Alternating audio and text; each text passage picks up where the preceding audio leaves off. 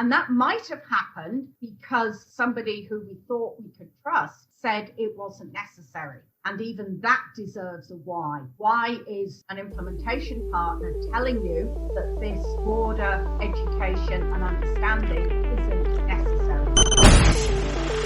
Growing a business requires a holistic approach that extends beyond sales and marketing. This approach needs alignment among people, processes, and technologies. So if you're a business owner, operations, or finance leader looking to learn growth strategies from your peers and competitors, you're tuned into the right podcast. Welcome to the WBS Podcast, where scalable growth using business systems is our number one priority. Now, here is your host, Sam Gupta.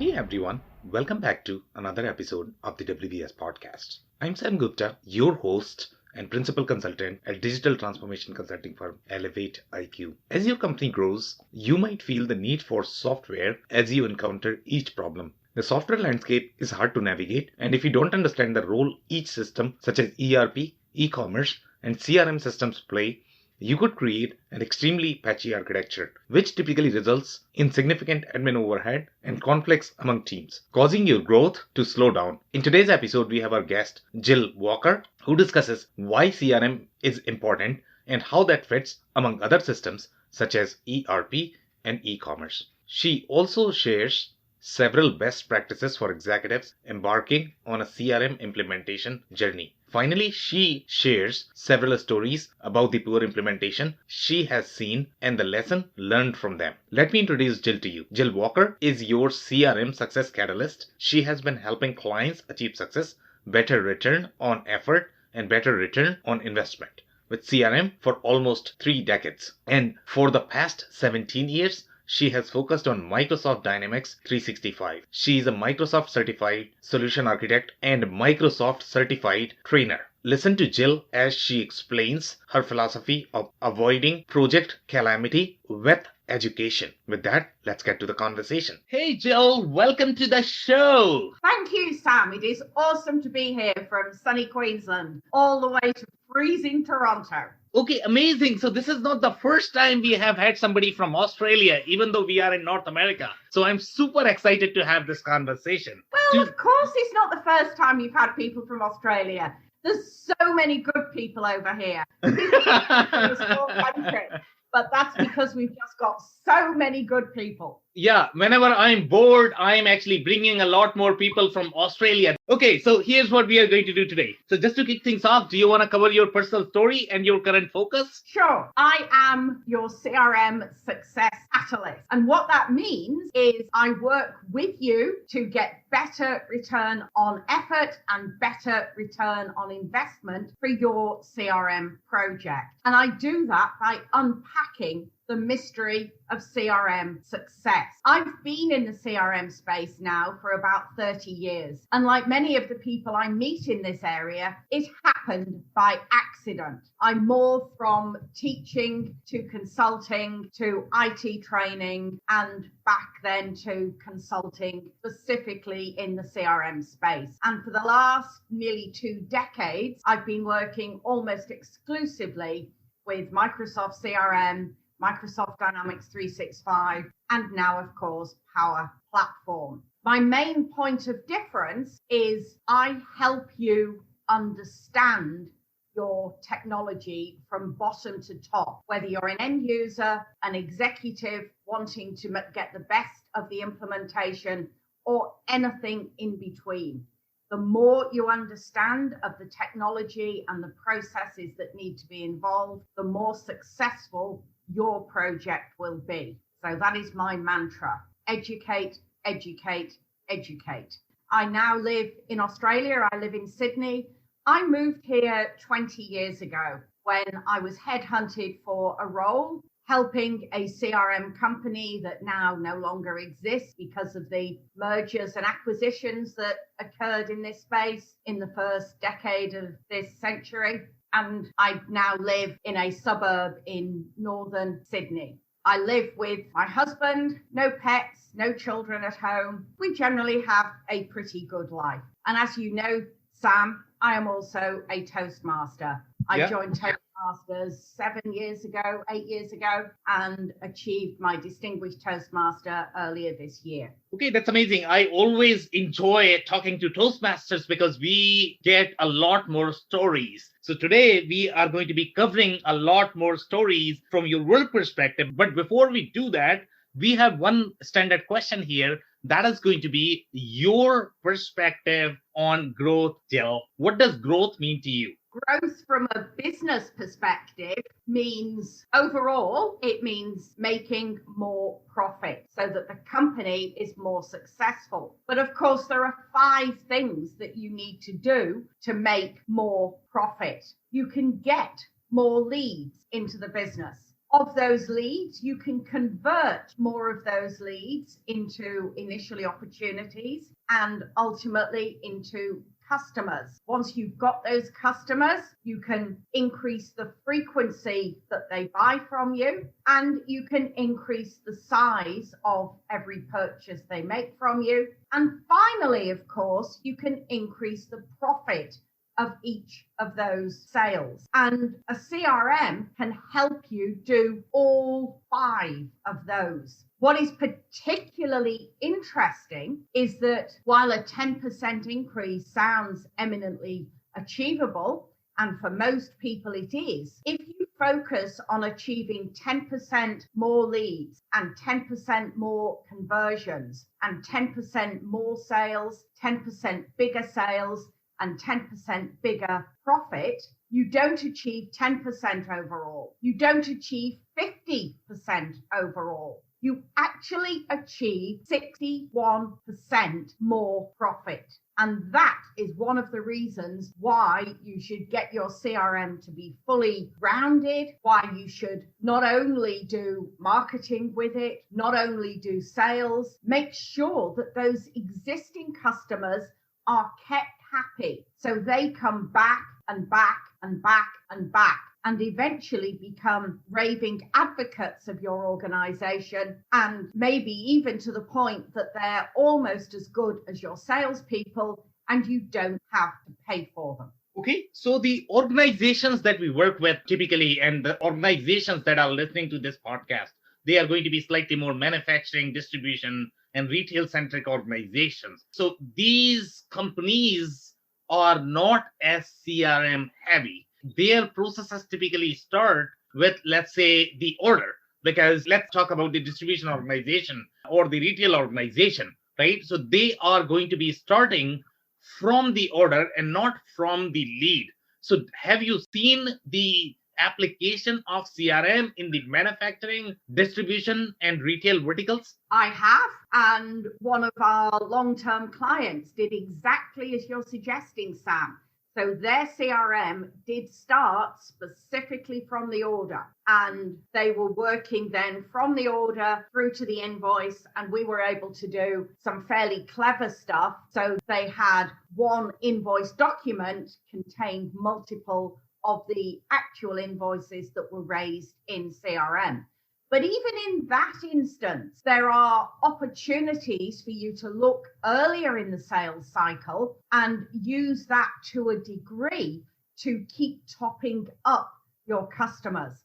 Because as we know, there are very, very few organizations in this world who have no competitors. And if you have competitors, you are going to lose some of those customers. And you therefore do need to keep replacing them. And that requires some sales effort. Okay, so how would you define, let's say, typically manufacturing and distribution organizations have some sort of ERP because they need to do product costing. Their accounting is going to be slightly more involved. Their operations are going to be involved from the planning perspective as well. So for them, obviously, the ERP is going to be slightly more important. So how would you draw the boundary between these two systems? In fact, they are probably going to have a third system, which is going to be e-commerce. And e-commerce has its own way of tracking, let's say, the customers. So let's say if you are in an manufacturing, distribution, or retail organization where you have to have these 3 systems because they have their own roles and responsibilities and they have their own way of doing things. Now, if you try to keep customers in 3 different systems, you can imagine how bad the problem is going to be. right? Disaster.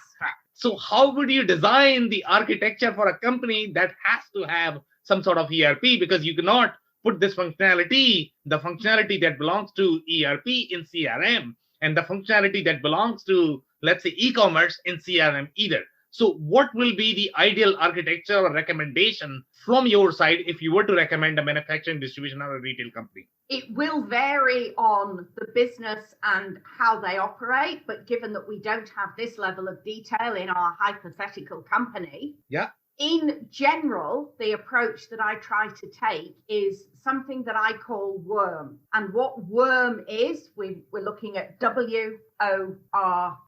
So that is write once, read many. Okay. So what we are trying to do within the system as a whole, and I agree totally with you, Sam, that this is a system that comprises the e-commerce, ERP, and of course CRM. But across that three systems, we're trying to apply the write once, read many principle. So we need to make sure that certainly all of the data, specifically the customer data, but not only the customer data, as relevant, is synchronized. So as you said a moment ago, we only want to enter those customers and those customer details once. In general, the customer details will get entered into the CRM system because that is the first contact with our hypothetical organization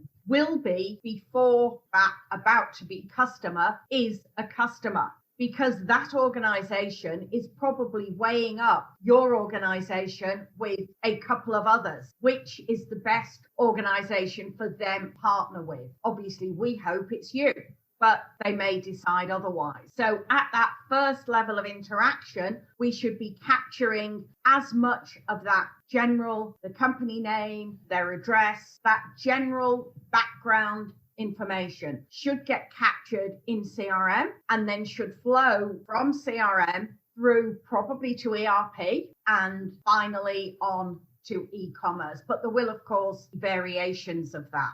Another point of contact between those systems is the orders. So once this organization becomes a customer, they will be placing orders. And they will be placing lots of orders, maybe multiple per day, certainly several per month, usually. We then need to look and think at what point does the information need to flow into ERP? And again, keeping things very, very general, we can have that information flowing at the quote level, at the order level, and at the invoice level.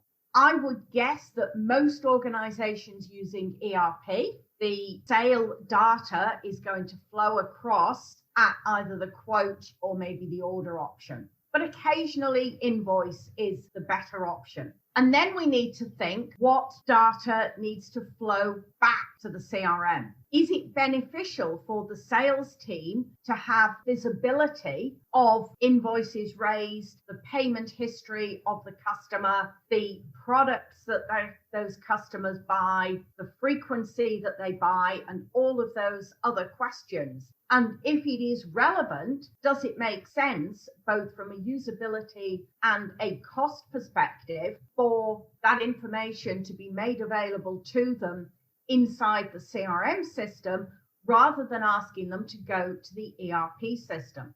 So if those salespeople are comfortable using their CRM system, taking that data back from the ERP or the e-commerce system into CRM, quite possibly read-only, also makes a lot of sense. So salespeople from a usability perspective are only using CRM. They're not having to flick between CRM and ERP and e-commerce. So their life is made easier. And from a financial perspective, there may also be a benefit because you may well save on licenses for the ERP and the e-commerce solutions. Keep those so that at a user level, they are only people who do need to interact with that data and update it and so on. People who are using CRM still have the data, but give it to them via the tool that they're using all day and every day. Yeah, that's a very interesting perspective. And in fact, MEC, I would like to dig a little deeper into the customer definition, because from the finance perspective, if you think about it, the customer is going to be slightly different. And what CRM cares for is going to be slightly different information. For example, in case of CRM, you guys are going to care for more of the psychographic information. And I think you already mentioned that the address, the buying habits and interactions. So anything and everything that actually helps you in finding out, okay, how can I find other customers that are going to be similar to this customer? That's what CRM is in my mind. And but the ERP perspective, the customer hierarchy is going to be very different. ERP does not care for as much of the psychographic data. What it cares for is it cares for the bank account, it cares for the financial details, it also cares for the hierarchy in terms of where the product is going to be shipped, who is going to be billed. So the customer hierarchy that you are going to see in case of your ERP system may be completely different from your CRM system. And by the way, if we expose all of this data, let's say if salespeople want to look at the invoice or they want to process order in the CRM, then they would probably need the pricing data. They would need the product data, right? Then we are trying to replicate pretty much everything that exists in ERP. That becomes a very difficult job because keeping this data in two different systems. So as you mentioned, your philosophy is right once, read multiple times. But it's easier said than done. So how would you approach the customer hierarchy? It is a lot easier said than done. Well, I made it sound very simple when I went through Worm. I agree with you. Yeah. But I think the other thing, and it does, of course, the detailed answer that we came to with any particular client or any particular implementation will, of course, vary on the particular technologies that they have selected. And if you select pair of technologies that are known to work well together, and that would certainly be my recommendation, it is going to be a lot easier than if you just get a good CRM and a good ERP that are not working well together. However, we don't necessarily need to take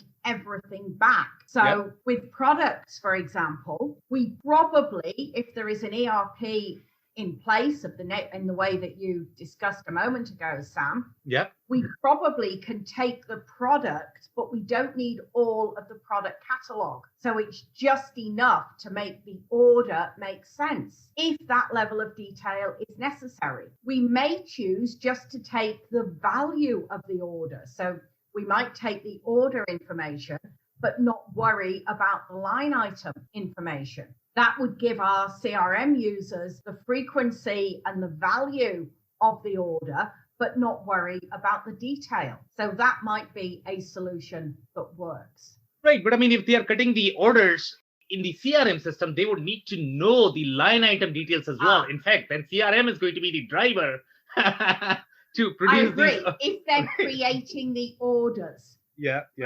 Maybe we don't go that far. Maybe we stop before they create the orders.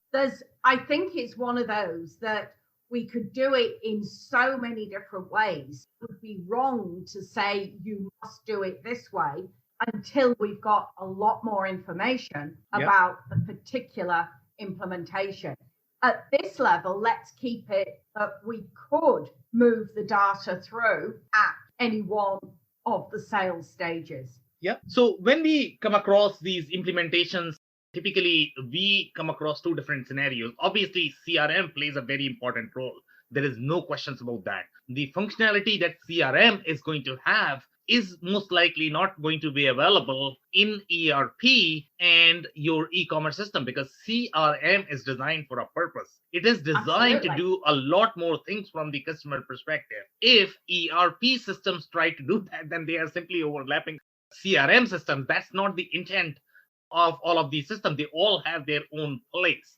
So tell us some of the specific functionality from the CRM system that you have seen that is commonly not available in other systems that are designed to make the CRM processes slightly simpler. They are not for the complex CRM organizations. So tell us some functionality that you have seen in your CRM implementation, which is not going to be available in case of an ERP, and these companies would probably require sophisticated CRM system.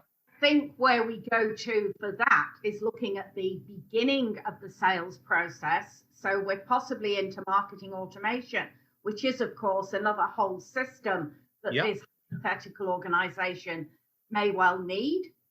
But all of that, how do we get people from the big wide world out there? How do they, first of all, establish that they have a problem that we as an organization can solve? Secondly, how do they then know that we exist and could solve that problem? All of that is covered off by marketing. And marketing, if we don't have marketing automation in place, can become very, very, very expensive. So having an overall system where the now prospect, I suppose, is doing some of the work for themselves, they're finding your website. From the website, they're getting a very good understanding of the services you offer, the problems that you solve. They are then entering some data, and whether that's because they're doing a simple inquiry, they're downloading something, or even placing an order, they are doing the work, and then marketing automation takes that into the CRM solution.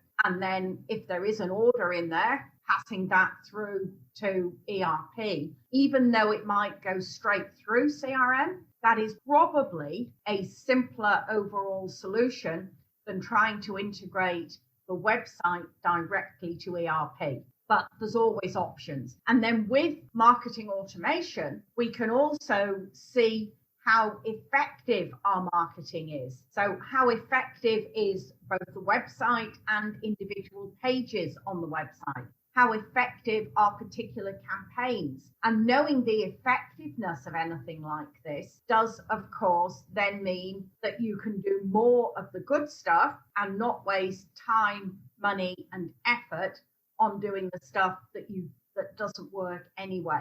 I'm sure many of the listeners will be familiar with the phrase or the saying, anecdote, I'm not sure which it is. I know that 50% of my marketing budget isn't working. I just don't need half. So getting that whole flow from the very, very early interaction of a prospect and then all the way through is so important. Okay, so typically in our listener base and the audience as well, majority of the organizations are going to be slightly more trade show driven. So the way they acquire leads and the way they acquire their customers is going to be from the trade show. So let's say if they are not utilizing the marketing automation at this point of time, what would be your recommendation in starting on this journey, number one, and how they can take advantage of marketing automation initiatives to increase the effectiveness of their marketing as well as sales? So if we look at the whole trade show scenario, we've invested the money and the time of people for somewhere between a day and a week to go to this trade show. And we want to get the maximum possible return from that. So we want to get that data of everybody that expresses an interest into the system. And we'll probably do that by a range of different methods. We may well have some form of business card collecting vessel on the stand, and any cards that are then dropped into that business card, whether that business card container, whether they do it because they really want to talk to a sales rep, or whether they are just interested in the free bottle of whiskey or whatever, let's not worry about that for the moment. What we then want is a business card scanner that can get the relevant data from those cards into the relevant fields in CRM. And then once they're created, we want an automated email probably going out that thanks them for dropping by the stand and how can we help further depending on the particular scenario in place. Another alternative is to have a tablet of some description. So prospects themselves enter their own name and address and company and inquiry reason into that tablet. And of course, that tablet then takes the information directly into CRM and has the appropriate automation followed on from it. And the third possible option is that your staff members on the stand enter the data, possibly using the same tablet application, possibly using a different direct CRM application. But all of those want to then be following up it as soon as possible with automated communications, getting to the point where relevant, and we need to have something in that whole process that estimates the relevance, where we can get an appointment between a salesperson and a prospect. Okay, so obviously you see a lot of different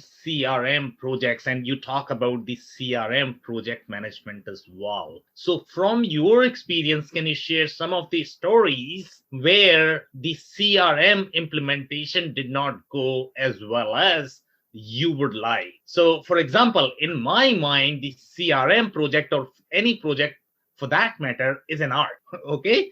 And it's really up to the artist how they want to draw it. So sometimes it goes well, sometimes it does not. So what I'm really interested in knowing is when it did not go well and what are the mistakes that you have seen, and if you have had any lesson learned from these stories. I could talk on that point for days, Sam. Let's think of a couple of useful ideas and lessons that we can then broaden out. I think for the purposes of this conversation, I'm going to focus on CRM as a discrete and worry a little bit less about the ERP and e-commerce that may or may not be in place. Okay. But if we generalize, where do I see problems? One of the biggest problems that I see is when the people making design decisions of that overall implementation, and that's both at the high level sort of hardware-ish architecture and the design of the CRM itself, don't understand the technology that they have invested in. So I remember one instance probably 10 years ago now where I came to blows with a client who absolutely insisted that we created a custom entity, a custom table in the system for suppliers. And in the CRM that was selected, that is not appropriate and it's not a good idea, because suppliers are just one group of the organizations with whom you have a business relationship. And that data of organizations with whom you have a business relationship should all be held in accounts. But they've got this warped idea that an account had to be an existing customer. And that is not true. It is a much bigger group than that, although we hope that many of them will become customers. So this client asked me, first of all, to create the custom entity. And then, of course, the custom entity didn't have all the functionality that the account entity had in the system. So they wanted us to add this and this and this so that we could email from it and do this and do that and do the other. And it got bigger than Ben-Hur and it just didn't work. And if the client had just been prepared to take their suppliers, put them into the account, differentiate them with a flag, which then allows you to see only suppliers or accounts that aren't suppliers and so on, everything would have been better. So that's certainly one area. I have also seen people, and in fact, I'm helping a client now where the entire sales process has been put into the lead entity. So this is using the Microsoft Dynamics, and we have got 400 custom fields on the lead. Oh, wow. It is hideous, absolutely hideous. It is so bad that all I am engaged for is to unwind that and split that lead across lead, opportunity, quote, product line, contact, and account. And we've got a few other problems, but that's the major one. And going back to my earlier example of failing to understand the technology. I worked with a CIO last year, and I honestly believe that he thought any problem in CRM could be solved by adding another field or another couple of fields. Follows on nicely from our friends. It's a completely different organization, different project. Follows on nicely from our friends with their 400 custom fields on the lead. So rolling those three stories into one, my advice to anybody, even a CIO, a CFO, COO, who is leading, championing a CRM project into their organization, is be prepared to invest both financially and time-wise in education. And this brings me to another point that for me is really important, that education is way more than end user training. End user training is without a shadow of a doubt hugely important and must be part of your project if your project is to be successful. That again is a topic I could talk about till Christmas, but it's by no means the only education that we should have in the project. And one area of education that I think is very, very important is that everybody inside the organization who is going to be involved in key decisions should understand the functionality of the technology that they've invested in. And that education is not going to be weeks and weeks and weeks of training, although it should be fairly hands-on, because as anyone who's been in the education space will tell you, anything that you learn far more effectively when you practice it at a practical level. So even though you as a CFO, COO, CIO probably will not in your CRM implementation be entering leads, entering customers, creating email templates, adding products, and a million other things, it is worth investing the time to have that education where you do that stuff purely to cement it so that then you can have those conversations about the implementation and you can make the right decisions for the design and not get yourself into the sort of pickles that I've highlighted in the last few minutes. And while I've only focused on 3 of those projects, I've worked on far more than 3 projects in the last 20, 25 years that I've been in this space. And I could, as I said, talk for a lot longer and a lot more examples. But one of the things that I feel when I look at projects that have gone wrong and the failure rate is horribly high, it is upwards of 60%, and some things that you read have it even as high as 85%. When we drill into the reason behind those failures, I think 9 times out of 10, the root cause, maybe not the visible cause, but the root cause of failure is a lack of understanding, which in turn has come from a lack of education. I think of it as the all roads lead to Rome. So all of those reasons for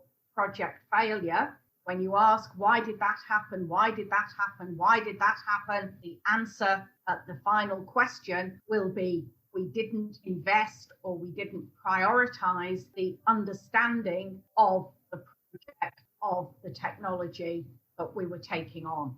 And that might have happened because somebody who we thought we could trust said it wasn't necessary. And even that deserves a why. Why is an implementation partner telling you that this broader education and understanding isn't necessary? Okay, Jill, this was very insightful conversation. Do you have any last minute closing thoughts by any chance? I think my closing comment has to be the education piece. Do that education and really do it. There's a lot more to doing education than just signing up onto a course. Signing up's a part of it, but obviously you need to go along to the course, or it may well be virtual in the current world. And of course, when you're in the course, you do need to do it, not spend the day or however long it is on your phone, nipping out, doing emails, whatever else you may be doing. Engage with that course, take on board the education, and then apply it to your project in conversations about the design, about the implementation. Right, amazing thoughts there. And my personal takeaway from this conversation is going to be there are two critical aspects of any project success, and that is going to be number one, education of your core team, and the second is going to be end user training.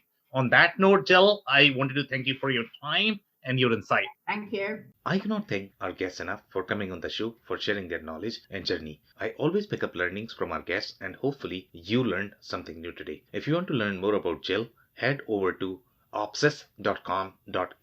It's opsis.com.au.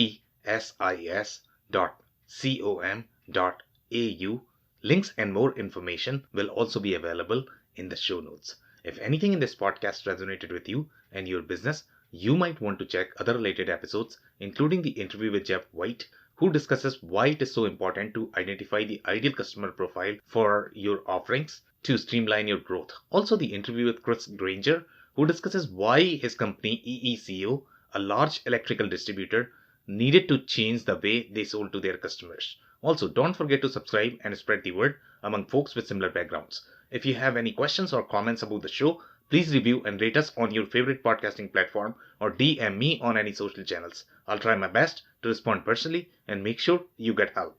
Thank you, and I hope to catch you on the next episode of the WBS Podcast. Thank you for listening to another episode of the WBS Podcast. Be sure to subscribe on your favorite podcasting platform so you never miss an episode. For more information on growth strategies for SMBs using ERP and digital transformation, check out our community at WBS.rocks. We'll see you next time.